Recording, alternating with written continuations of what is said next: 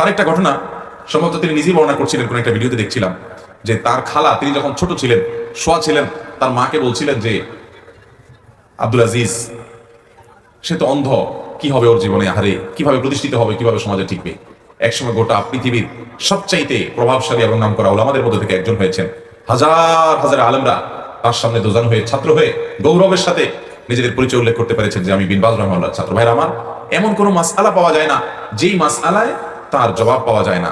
এবং কোরআন এবং হাদিস থেকে একজন অন্ধ মানুষ এত পরিমাণ নুসুসের হাফেজ, যেটা আপনি খুঁজে খুব বেশি একটা সারা দুনিয়াতে খুঁজে অনেক বেশি পাবেন না ভাইরা।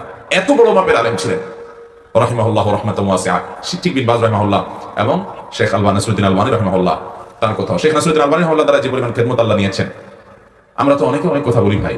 যত হাদিসের তাহকিক করে গেছেন তিনি আছেন, শেখ আহমদ শাকির রাহিমাহুল্লাহ আছেন, আরো অনেক ওলামা ইকরাম আছেন দুনিয়াতে। তিনজনের নাম বলেছেন, আমরা বলতে চাই তারা যুগের শ্রেষ্ঠতম ওলামা।